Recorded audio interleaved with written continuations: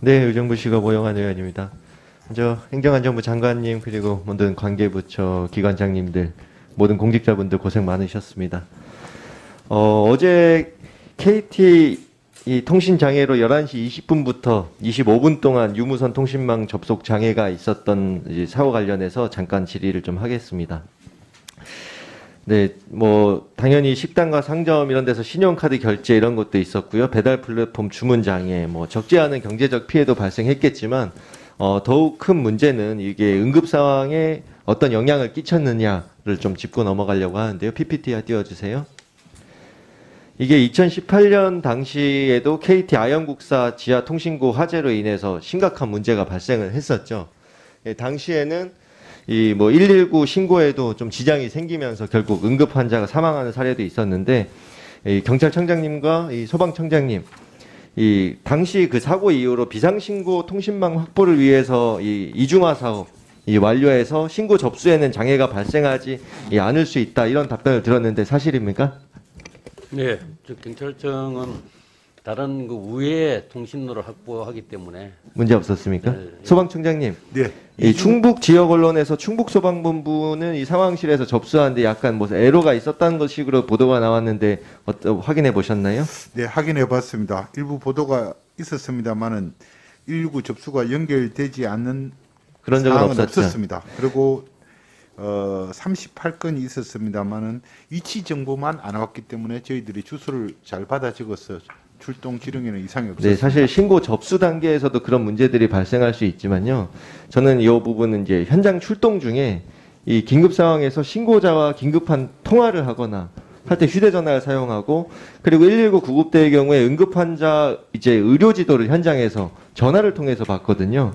그리고 요새 스마트 의료 지도는 영상 통화를 활용해서 이 약물 투여 등에 있어서 의료 지도를 받는 이런 상황인데 이 부분들에 있어서 이 KT 통신 장애가 어떤 영향을 미쳤는지는 아마 이게 파악이 안 될 겁니다. 이 정식적으로 이 일상적인 사례이기 때문에 이 전수조사하지 않는 이상 대원들 개개인이 개별 현장에서 어떤 일들이 있었는지는 좀 확인이 어려우실 텐데 이런 부분들에 대해서도 이 현장에서 어떤 문제들이 발생하지 않도록 긴급 상황에서 이 유무선 통신 장애로 인한 이 문제가 발생하지 않도록 각 청장님들께서 이 과기부나 이동통신사에 조금 더 긴급 상황에서의 유무선은 좀 별도 회선을 이용한다든지 하는 방안이 없는지 그런 부분까지 좀 챙겨주시면 좋겠습니다. 네, 다음은 지난 23일 토요일에 금천구 가산동에서 CO2 이 공사장 소화약재가 누출되는 사고가 있었는데요. 소방청장님께 좀 질의드리겠습니다. 네. PPT 띄워주시고요. 네, 지하 3층 발전기실에서 이 보온공사 중에 CO2 소화 설비가 누출되면서 이 3명이 사망하고 8명이 부상을 입는 사고가 있었죠. 그런데 이게 처음 있는 사고가 아니라 사실 지난 10년 동안 이 사망자가 6명이 발생하고 62명의 부상자가 발생하는 그런 통계도 있는데요. PPT 넘겨주세요. 사실 2018년 9월에 이 삼성전자 기흥사업장에서 이 유사 사고가 발생을 하면서 굉장히 당시에 언론 보도로 집중도 많이 됐었고 당시에도 국정감사에서 많은 지적과 대책 마련을 주문을 했었는데 그 이후로 많은 대책들이 나왔습니다만 실질적으로 그렇게 효과가 크지 않았던 것 같습니다. 네, 다음 장 넘겨주세요. 저는 이 문제가 기본적으로는 작업자에 대한 현장 안전 교육이 좀 미비했다. 이 CO2 같은 이런 가스계 소화 설비는 실내에 아무도 없는 발전기실, 이런 전력 설비 이런 것들이 있는 곳에 활용되는 거죠, 소방청장님. 네, 그렇습니다. 그런데 이런 소화 설비가 설치되는 공간에서 내부에서 뭐 공사라든지 작업이라든지 용접이라든지 또 먼지가 발생하는 이런 일들을 할 때는 감지기가 작동해서 얼마든지 이런 설비가 이 자동적으로 또는 수동 스위치가 눌려서 작동될 수 있는 가능성이 있고 그건 인명피해로 이어질 수 있다는 위험성 청장님께서 너무 잘 아시지 않습니까? 네. 그러면 실내에서 이런 이 기존 그 자체 실내에 이 본연의 업무가 아니라 그냥 별도 작업 같은 게 이루어질 때는 그런 가스계 소화 설비 작동을 좀 인위적으로 수동적으로 정지시켜 놓는 이런 솔레노이드 밸브를 좀 분리시켜 놓는 이런 노력도 좀 필요하지 않나 그런 지침을 소방청에서 마련해야 되지 않나 하는데 어떻게 생각하십니까? 네. 저희들 교육 소방안전관리자 교육이나 이런 걸 통해서 하고 있습니다만은 예, 지금 좀 더 노력이 필요할 예, 것 같고요. 예. 이제 행정안전부 장관님, 예, 짧은 질의 하나만 드리겠습니다. 장관님께서는 이 일하는 사람, 이 인력을 사람을 소수점으로 나눌 수 있다고 생각을 하십니까?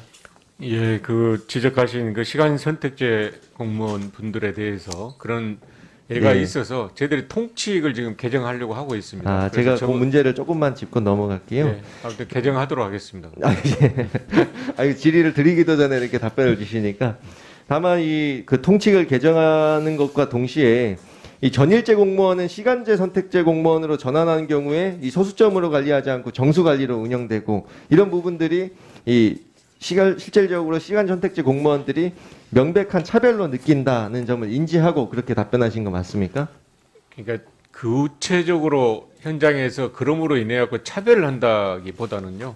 그렇게 표시됨으로 인해서 그분들이 느끼는 것, 또 그로 인해서 차별이라는 것은 차별로 나아갈 수도 있는 소지가 있어서 예. 말씀드린 바와 같이 적어도 그와 같이 소수점 규정으로 하는 통칙은 맞지 않다 생각해서 개정하려고 네, 합니다. 장관님 저는 차별이라는 것은 그렇게 느끼는 자의 입장에서 먼저 고려를 해야 된다 그렇게 생각을 하고요. 그분들께서 많은 목소리를 냈기 때문에 장관님께서도 그 문제를 정확하게 파악을 하고 계신다고 생각을 합니다. 그리고 현장에서 실질적으로는 이 근무 인원 2명을 1명으로 계산하면서 뭐 컴퓨터라든지 이런 이 내선 전화라든지 이런 부분도 2명당 1개씩만 지급되고 참 이런 이 업무의 연계성이나 책임성이 또 불명확해지고 뭐 이런 개인정보나 주요 업무 자료 뭐 보안 문제도 발생한다 이런 통계를 받았는데 장관님께서도 이 문제 정확하게 파악하고 계신 거 맞죠? 그렇습니다. 예, 그런 통칙 개정을 포함해서 이 시간 선택제 제도 전반에 대한 좀 실태 조사를 포함해가지고 이런 제도 개선 그리고 여러 또 다른 차별적인 이런 문제점은 없는지 인사 운영에 있어서 애로사항은 없는지 예, 잘하겠습니다.